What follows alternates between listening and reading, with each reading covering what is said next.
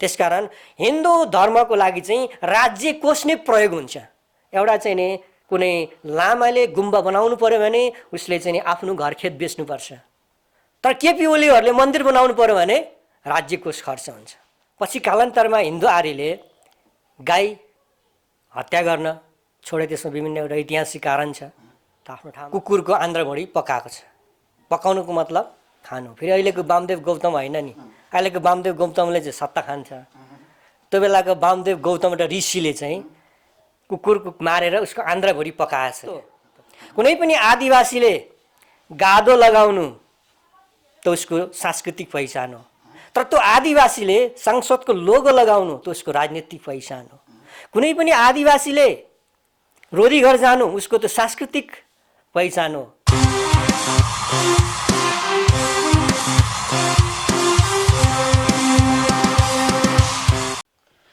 नमस्ते दर्शकबिन, तपाईहरुको बीचमा नयाँ नयाँ अतिथि, नयाँ नयाँ गेस्ट लिएर आउने क्रममा आज तपाईहरुले हाम्रो स्क्रिनमा नयाँ गेस्ट देखिरहनु भएको छ, जसको नाम हो बलदीप राई, जो चाहिँ जनमुक्ति राष्ट्रिय जनमुक्ति पार्टीको सचिव लगायत साहित्यकार र विभिन्न विधामा आफ्नो कलम चलाउनुहुन्छ र उहाँ चाहिँ धेरै लामो समयदेखि राजनीतिक यात्रामा सक्रिय राजनीति गरिरहनु भएको छ।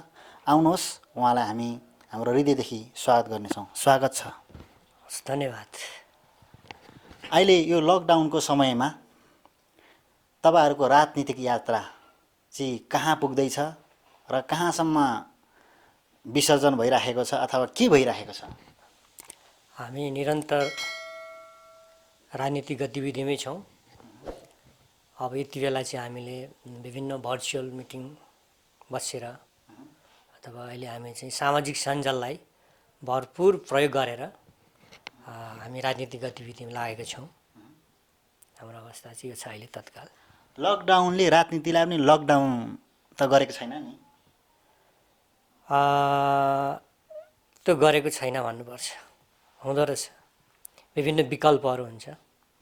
त्यो माध्यमबाट हामी हाम्रो कार्यकर्ता जनतासँगै हामी छौँ, जनताकै सम्पर्कमा छौँ हामी। भनेपछि तपाईहरुको राजनीतिक यात्रा निरन्तर अगाडि बढिरहेको छ? एकदम निरन्तर छ।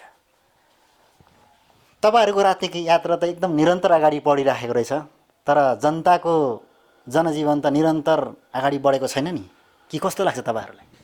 हो, तपाईले त्यो स्वाभाविक कुरा गर्नुभयो, स्वाभाविक प्रश्न गर्नुभयो। अब सम्बन्धित निकायमा हामी छैनौँ।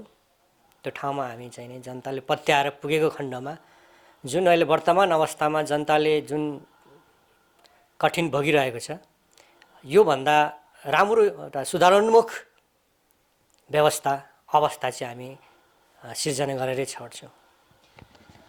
हिजो नेपाली काङ्ग्रेस सत्तामा नआउँदाखेरि जसरी तपाईले व्याख्या गर्नुभयो त्यही व्याख्या नेपाली काङ्ग्रेसले जनतालाई गर्यो। हिजो एमाले अथवा कम्युनिस्ट सरकार नआउँदा पनि नेपाली जनतालाई यही व्याख्या गर्यो, जबसम्म हामी सत्तामा पुग्दैनौँ तबसम्म हामीले यो देशमा उज्यालो ल्याउन सक्दैनौँ, विकास गर्न सक्दैनौँ भन्ने कुरा उहाँहरूले पनि गर्नुभयो। अहिले तपाईहरुले त्यही गरिरहनु भएको छ। यो बाजा चाहिँ कहिलेसम्म बच्छ नि? काङ्ग्रेस कम्युनिस्ट हुनु र जनमुक्ति हुनु फरक कुरा हो। देश बनाउनको लागि क्वालिफिकेसन होइन, इमान्दारी त चाहिन्छ, पोलिटिकल अनेस्टी।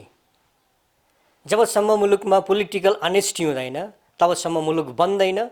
र तपाईलाई म ठक्काका साथ भन्छु कि राष्ट्रिय जनमुक्ति पार्टीमा लाग्ने हामीमा त्यो पोलिटिकल अनेस्टी चाहिँ वंशीय रूपले नै, त्यो वंशीय गुण, त्यो डिएनएबाट नै चाहिँ आएको हो।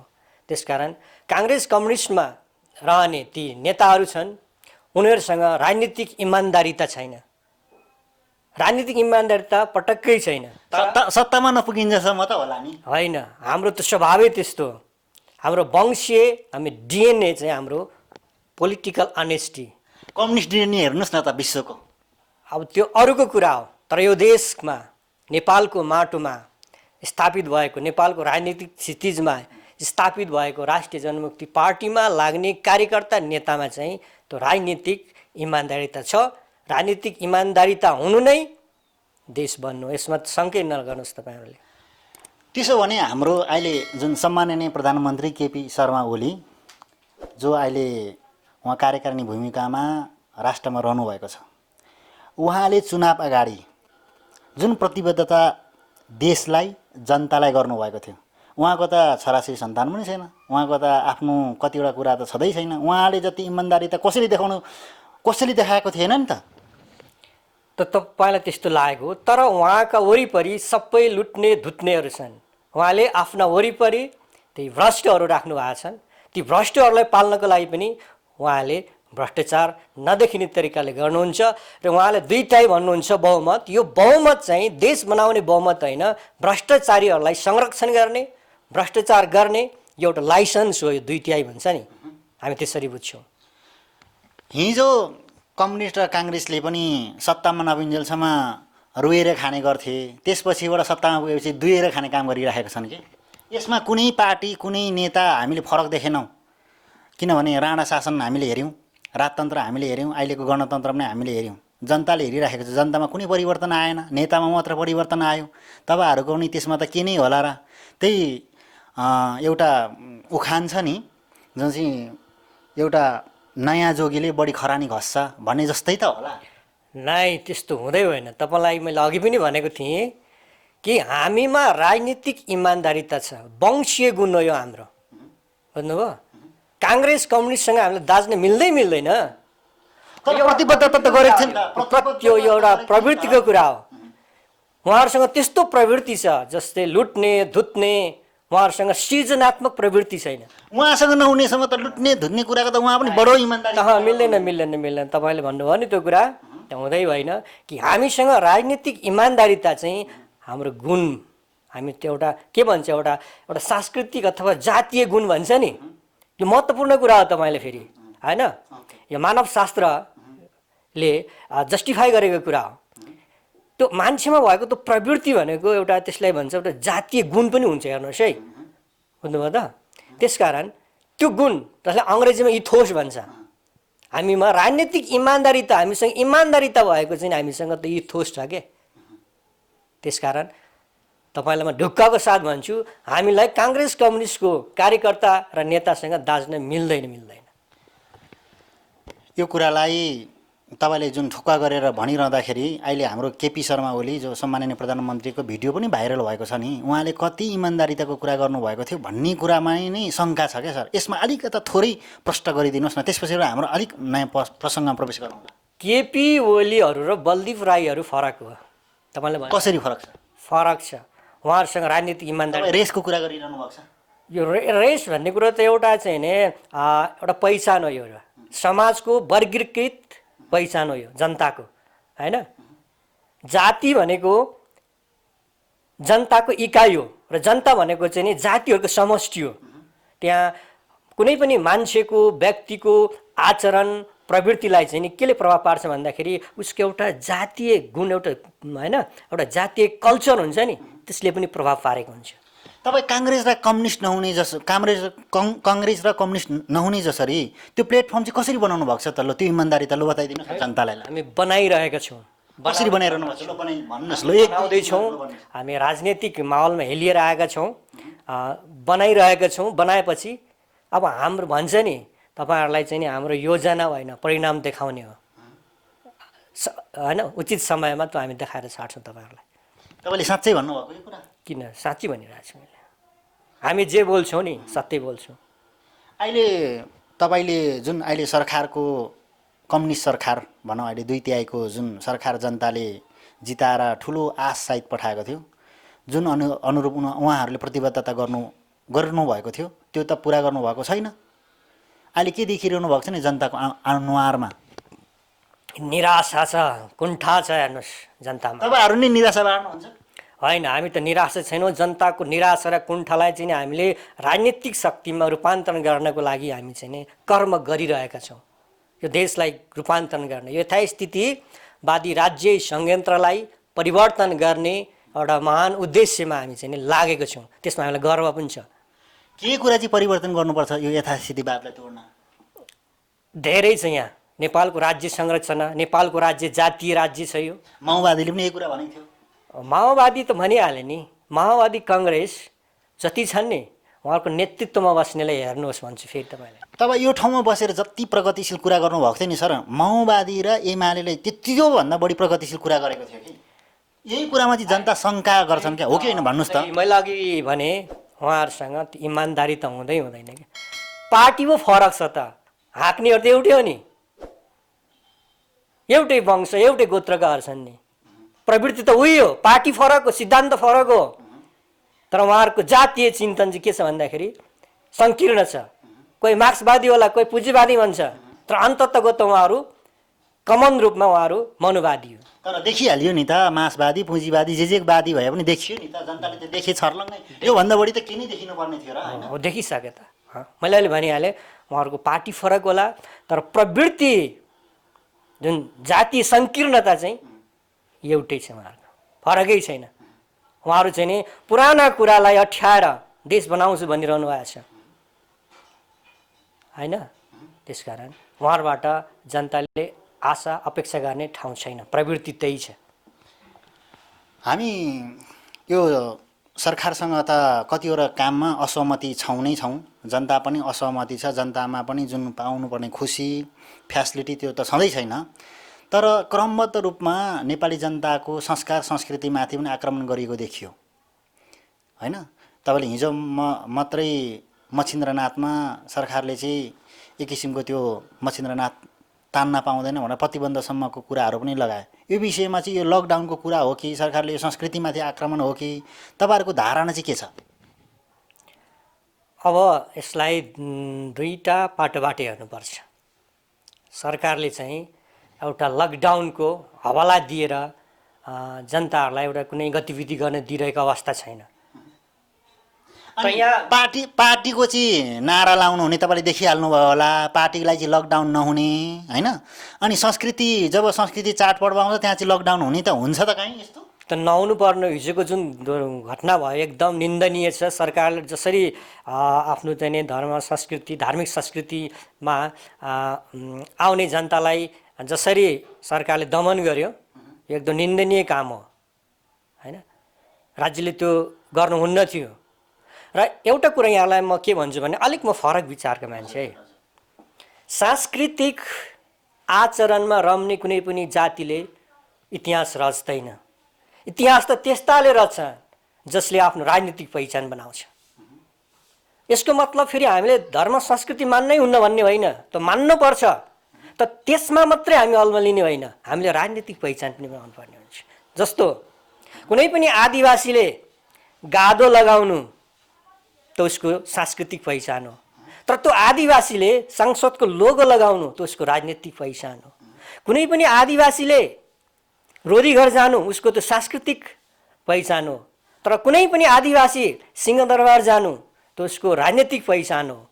कुनै पनि आदिवासीले धामी झाँक्री हुनु, लामा हुनु उसको त्यो सांस्कृतिक पहिचान हो, तर उनीहरू राष्ट्रपति प्रधानमन्त्री हुनु, सांसद हुनु त्यो उनीहरूको राजनीतिक पहिचान हो। संस्कृति आदिवासीले, म भन्दैछु पुरा हुन दिनुहोस्, कुनै पनि आदिवासीले घोङ्गी खोज्नु त्यो उसको सांस्कृतिक पहिचान होला, तर सत्ता खोज्नु त्यो राजनीतिक पहिचान हो। बुझ्नुभयो नि?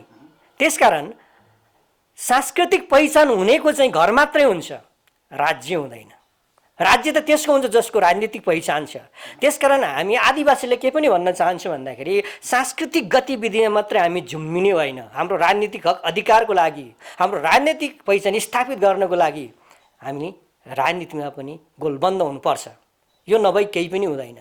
हेर्नुहोस् है, राजनीतिक पहिचान, राजनीतिक शक्ति भनेको त्यस्तो चिज हो क्या जसले तपाईँलाई घर मात्रै होइन राज्य दिन्छ। जस्तै सर्पो पाल्न, नाथे सर्पो पाल्न नेपालमा झलनाथ खनाललाई सरकारले कति दियो तपाईँलाई थाहा छ? 1 अर्ब।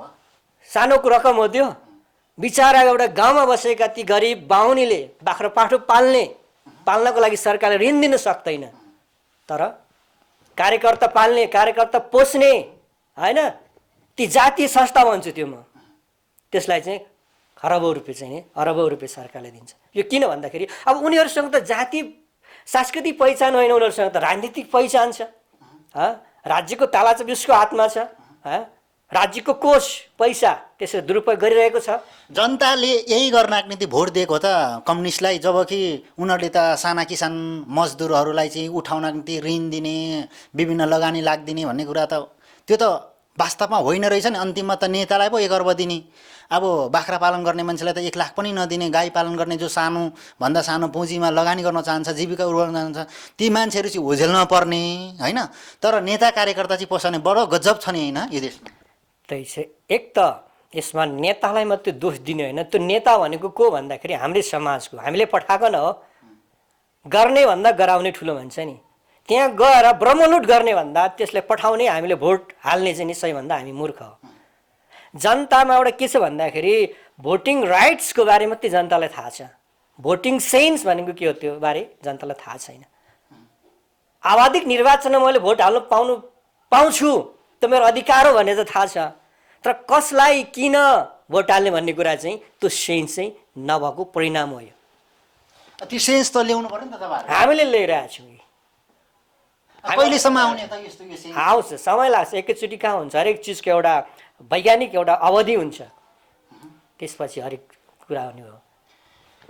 तपाईँसँग कुरा गरिरहँदाखेरि तपाईँहरूले विशेष गरेर उठाएको मुद्दामा यो केही समय अगाडि झन्डा जलेको कुरा, झन्डा परिवर्तन गरेको कुरा, राष्ट्रिय जनावरको कुरा, नेपाली सेनाको जुन साइन चिन्ह छ, छाप छ, यो परिवर्तन गर्ने कुरा, यो विषयमा चाहिँ तपाईँहरूको के छ धारणा, के गरिरहनु भएको छ? यसमा हाम्रो केही विमति छ र एउटा कुरा चाहिँ म के स्पष्ट बनाउन चाहन्छु भने हामी झन्डात्व फ्ल्यागनाइजको विरुद्धमा होइनौँ। कुनै पनि राज्यलाई झन्डा चाहिन्छ, त्यो झन्डा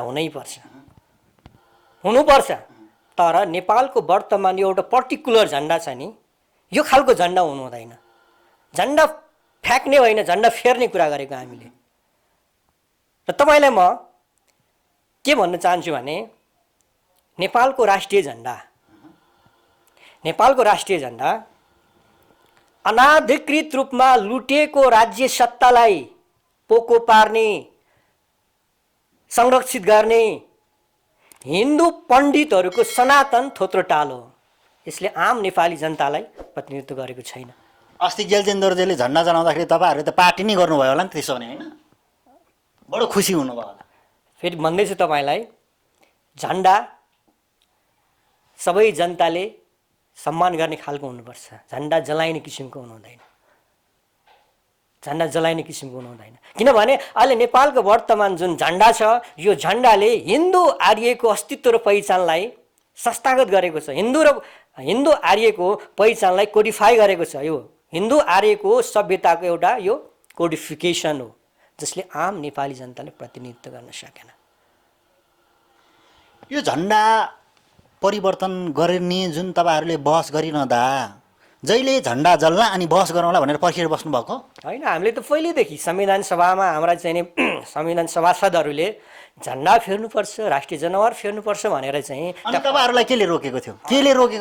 तपाईँ भन्नुहोस् कि केले रोकेको थियो? संविधान परिवर्तन गर्नुभयो, शाही नेपाली सेना, राष्ट्रिय सेना भयो, श्री 5 को सरकार, नेपाल सरकार भयो, के झन्डा चाहिँ किन परिवर्तन गर्नु भएन? सबैभन्दा महत्त्वपूर्ण क्वेसन त यो पनि। तपाईँहरू पनि हुनुहुन्थ्यो नि त सहभागी। तपाईँलाई लाग्यो भने नेपाली जनतामा भोटिङ राइट्सको बारे मात्रै थाहा छ, भोटिङ सेन्स थाहा छैन। भोटिङ सेन्स भइदिएको भए राष्ट्रिय जनमुक्ति पार्टीलाई त्यहाँ बहुमतमा पुर्याउँथ्यो अनि आम नेपाली जनताको भावनाले समेट्ने संविधान बनाउँथ्यो। त्यही कुरा हो। के कुराले छेक्यो भन्दाखेरि होइन? अनि तपाईँहरू त जुन हिन्दू धर्मले मानेको गौमाता, गाईलाई काटेर खानुपर्छ, एकदमै भुटुवा तरकारी बनाउनुपर्छ, एकदमै पार्टी गर्नुपर्छ भनेर लागि पर्नु भएको छ होइन? हिन्दू आर्यहरूको लागि गाई भनेको भगवान हो, तर यो देशको आदिवासीको लागि पकवान हो। भगवानलाई काट्नु पाइन्छ भनेको के? हामी एउटा कुरा तपाईँलाई फेरि म स्पष्ट गराउन चाहन्छौँ।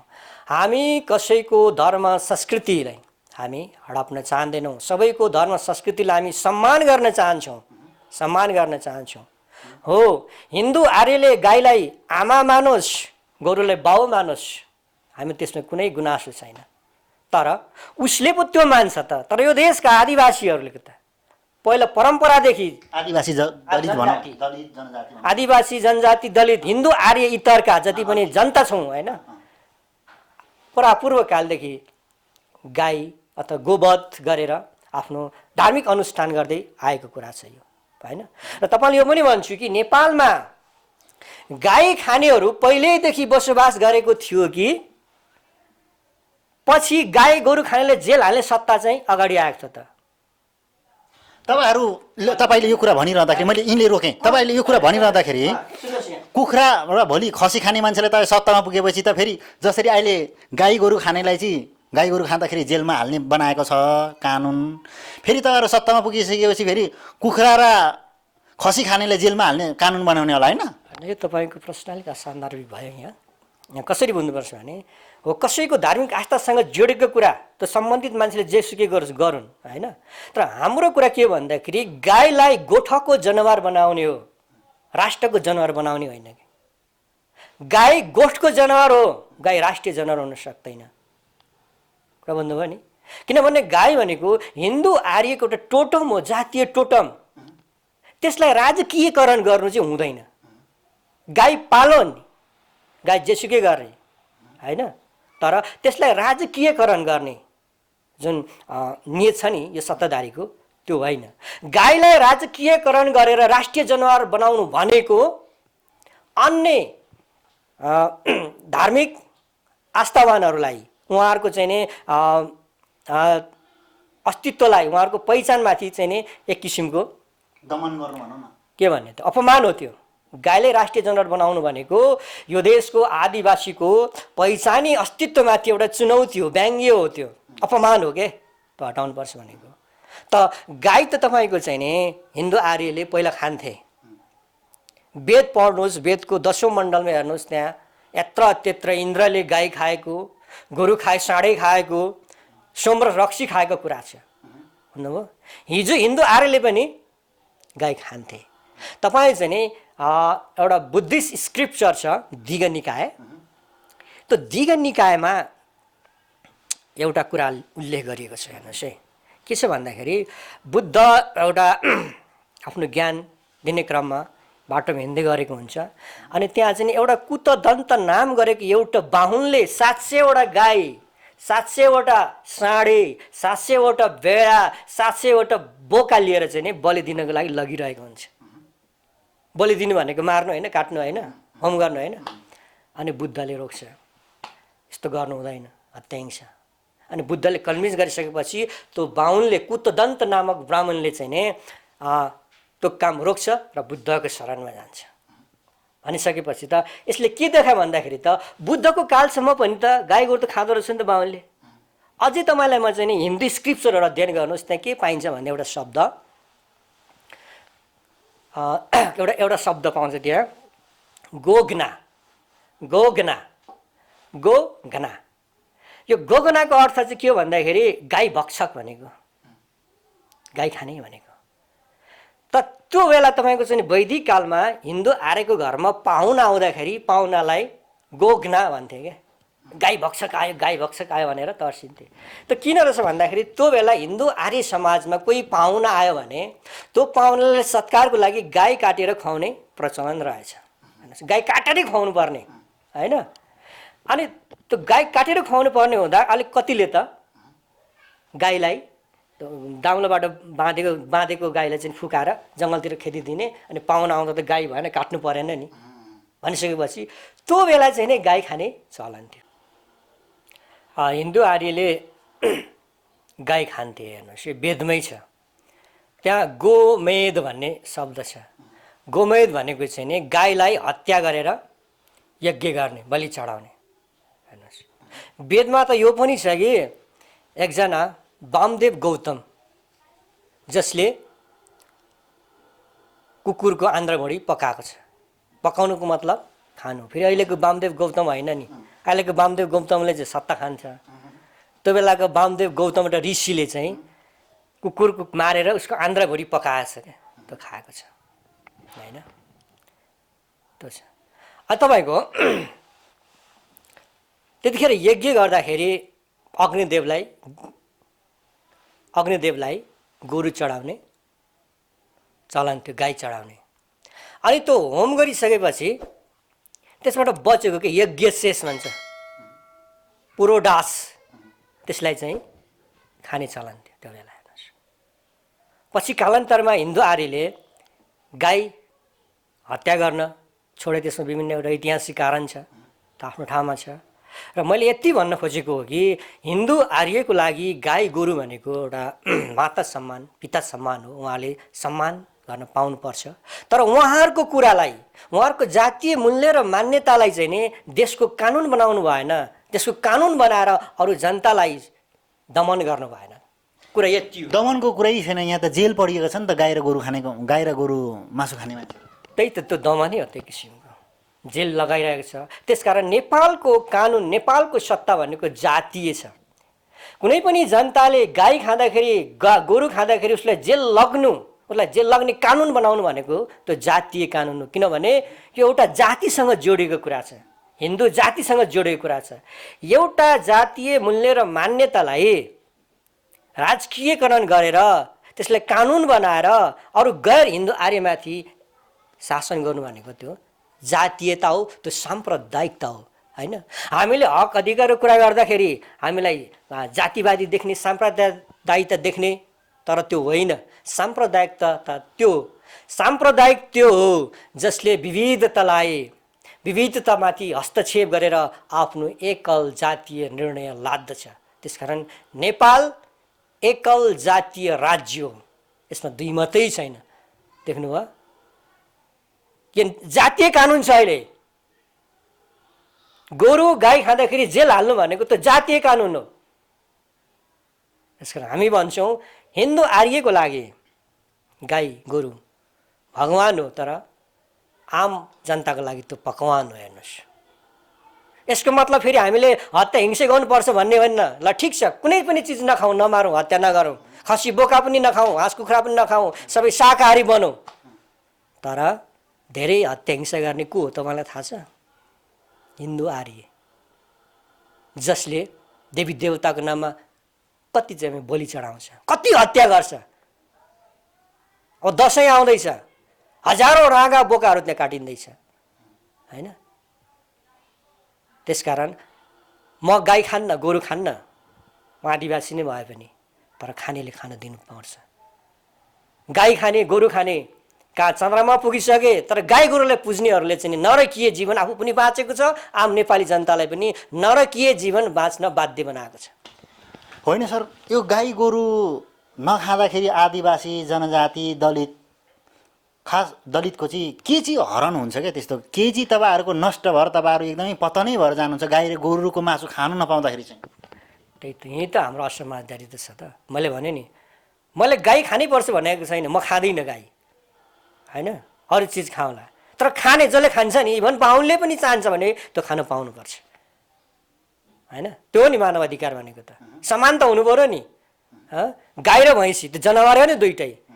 गाई चाहिँ राजकीयकरण गर्ने, भैँसी चाहिँ हेर्नु त एउटै होइन, जनावरै होइन, अझै गाईले भन्दा भैँसीले धेरै दुध दिन्छ भने यहाँ पनि विभेद छ। यो जातीय राज्यमा गोठमा तपाईँको गाई छ त तपाईँ गाईले केही पनि गर्न पाउनुहुन्न, गोरु छ केही पनि गर्न पाउनुहुन्न।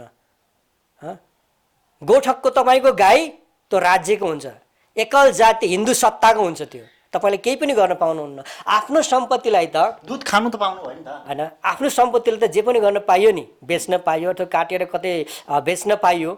त त्यो पनि नदिने, त्यो भयो भने जेल हाल्ने भनेपछि यहाँभन्दा विडम्बना अरू के हुनसक्छ?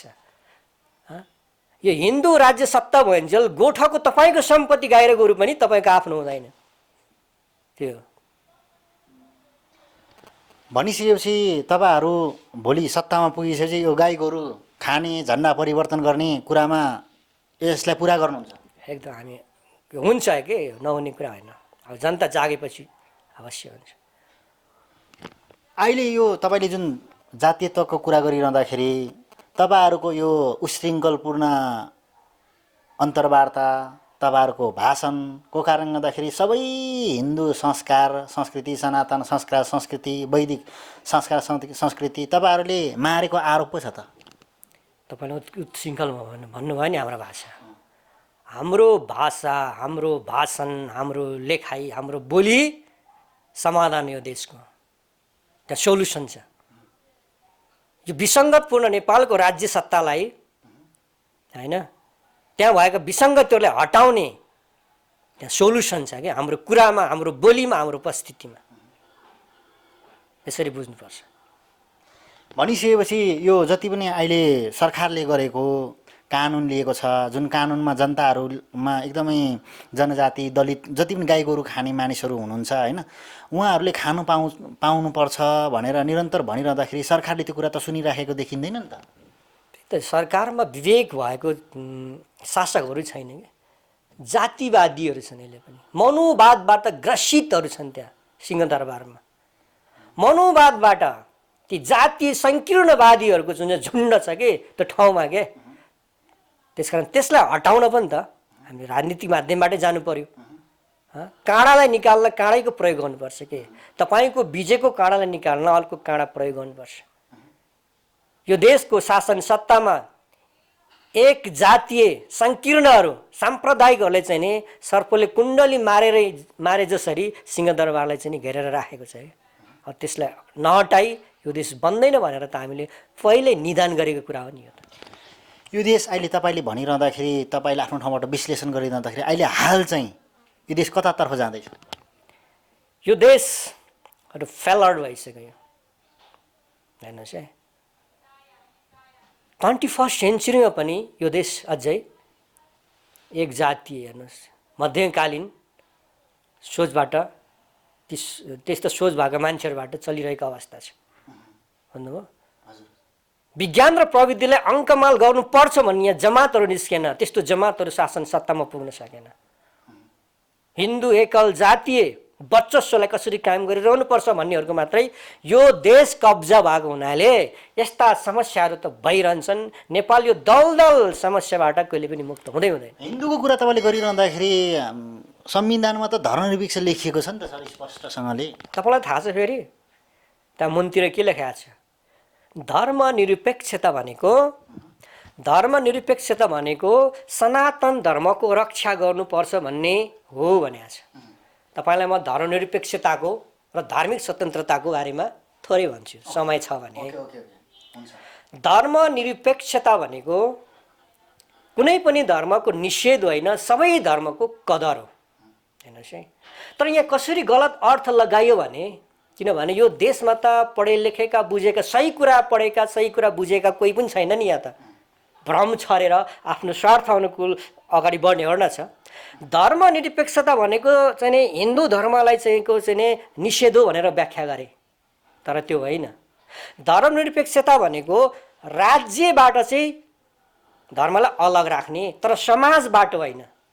राज्य र समाज है, समाजसँग त हरेक धर्म हुन्छ। तब समाजका जनताले जुनसुकै धर्म मानुन्, समाजका जनताबाट त्यो धर्मलाई छुट्याउने भनेको होइन, अलग राख्ने भनेको होइन, राज्यबाट मात्रै। समाजको जनतालाई नियमन गर्ने एउटा निकाय हुन्छ त भनेको राज्य। त्यो राज्य भन्दा सबैको अभिभावक हो नि। त्यसकारण राज्य चाहिँ हरेक धर्मबाट तटस्थ रहनुपर्छ भन्ने मान्यता हो त्यो धर्मनिरपेक्षता भनेको।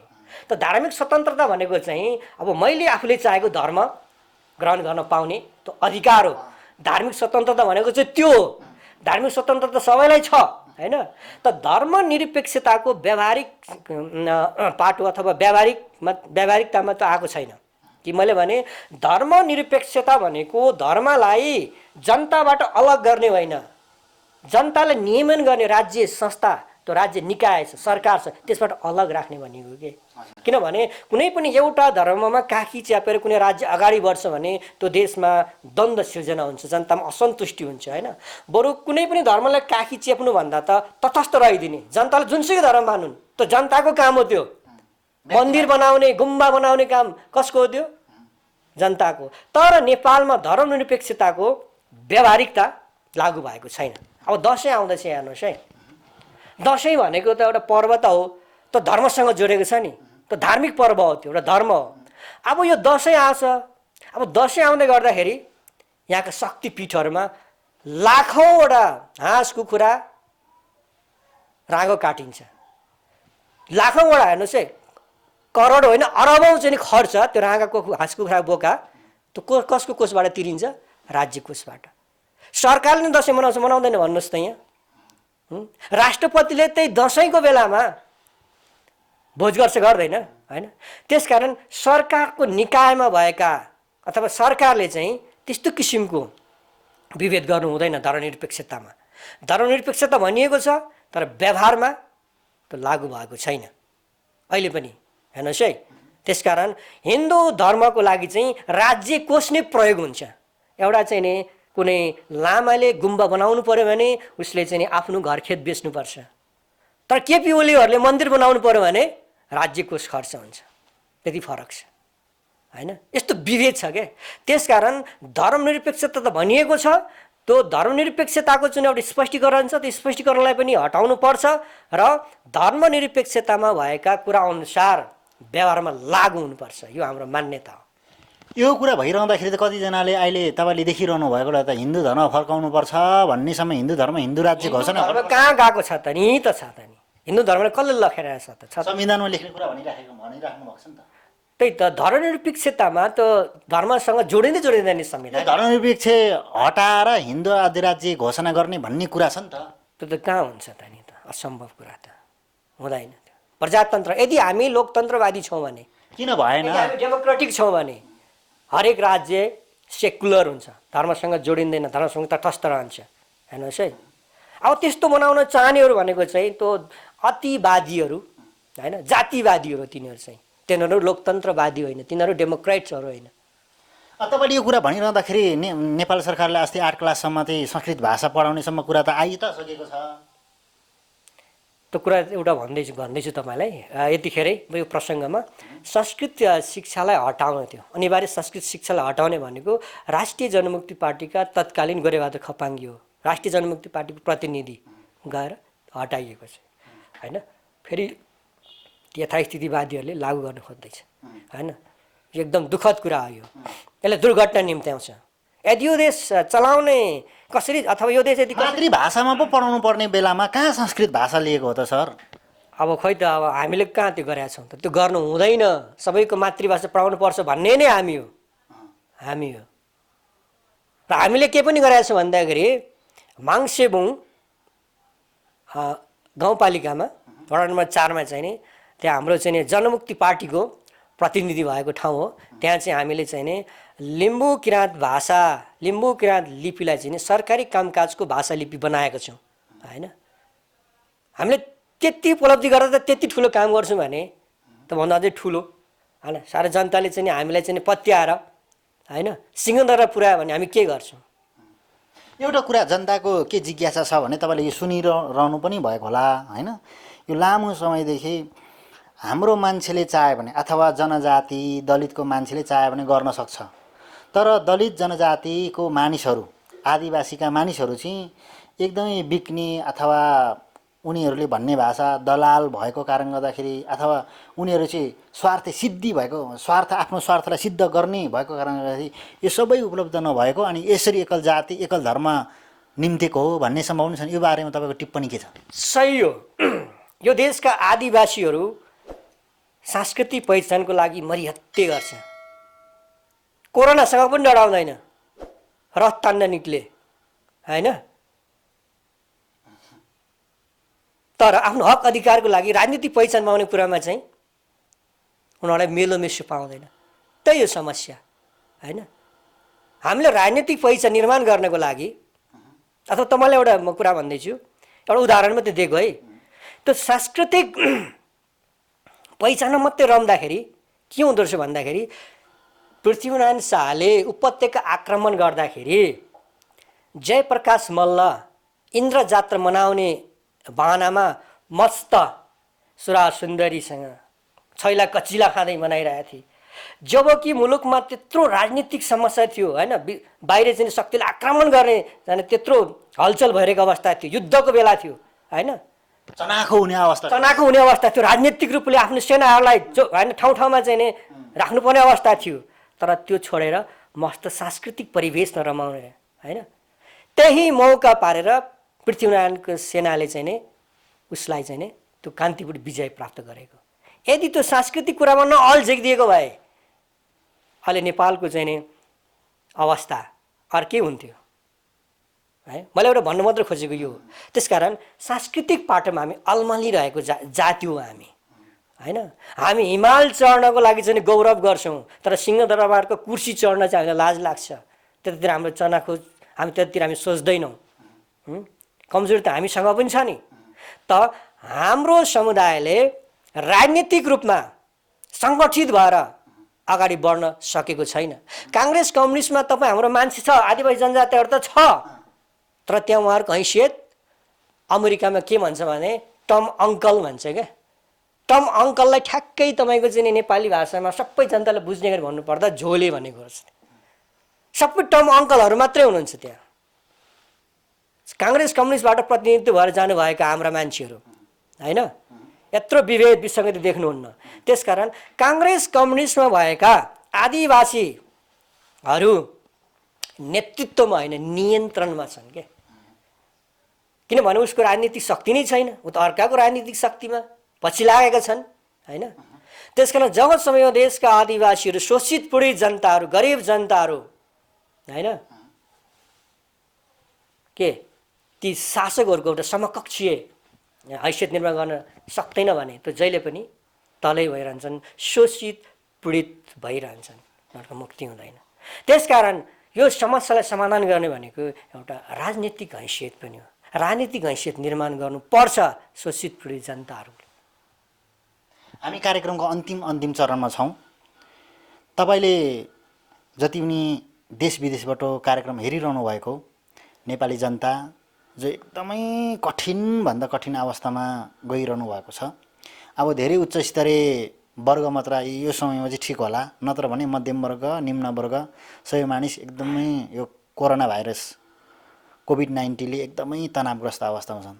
ती व्यक्ति, ती जाति, ती वर्ग, ती समुदाय, ती क्षेत्रका मानिसलाई के भन्न चाहनुहुन्छ? उहाँहरू जहाँ जहाँ हुनुहुन्छ सुरक्षित रहनु होला। कमसेकम नेपालको राजनीतिक अवस्था के भइरहेको छ त्यो पनि बुझ्नु होला। किनभने नेपालको राजनीतिक अवस्था सही भइदिएको भए आम नेपाली जनता विदेशमा गएर झाडु लगाउनु पर्ने, विदेशीको चौकीदार बन्नुपर्ने अवस्था आउने थिएन, विदेशमा पसिना बगाउनु पर्ने अवस्था आउने थिएन, यहीँ हुन्थ्यो होइन। यसकारण अब जति हाम्रा चाहिँ नि दाजुभाइहरू छन् देश विदेशमा रहनुभएका, अब उहाँहरूमा चाहिँ नि एउटा भोटिङ सेन्स आउनु पर्यो। र यहाँबाट जाँदै के भन्छु भने हाम्रो राष्ट्रिय जनमुक्ति पार्टी भनेको त्यस्तो पार्टी हो जसको तपाईँको चाहिँ नि फिलोसफी दर्शन बहुजातीय लोकतान्त्रिक समाजवाद हो। बहुजातीय लोकतान्त्रिक समाजवाद अर्थात् राष्ट्रिय जनमुक्ति पार्टीले नेपाली जनतालाई अधिकार पनि दिन चाहन्छ, रोटी पनि दिन चाहन्छ। तर काङ्ग्रेस कम्युनिस्टले चाहिँ जनतालाई रोटी मात्र दिने कुरा गर्छ, तर त्यो रोटी पनि दिँदैन। तर राष्ट्रिय जनमुक्ति पार्टी चाहिँ जनतालाई स्रोत साधनको मालिक पनि बनाउने, अधिकार र पहिचानको मालिक पनि बनाउने राजनीतिक शक्ति भएको हुनाले यहाँहरूले बुझेर हामीलाई पनि सम्झनु होला, हामीलाई विश्वास गर्नु होला। तपाईँहरूको चाहिँ समर्थनमा मात्रै हामी चाहिँ त्यो ठाउँमा पुग्छौँ। र अन्तमा म के भन्छु भने जबसम्म हामीमा राजनीतिक पहिचान स्थापित हुँदैन तबसम्म हाम्रो बस्ती त हुन्छ तर हाम्रो ठेगाना हुँदैन, हाम्रो नाम हुन्छ पहिचान हुँदैन, हाम्रो घर हुन्छ राज्य हुँदैन। अब हामीलाई घर पनि चाहिएको छ, राज्य पनि चाहिएको छ। त्यसकारण अब हामीले सांस्कृतिक पहिचान मात्र होइन राजनीतिक पहिचान पनि बनाउनु पर्छ। धन्यवाद। अमूल्य समयको निम्ति धेरै धन्यवाद। धन्यवाद।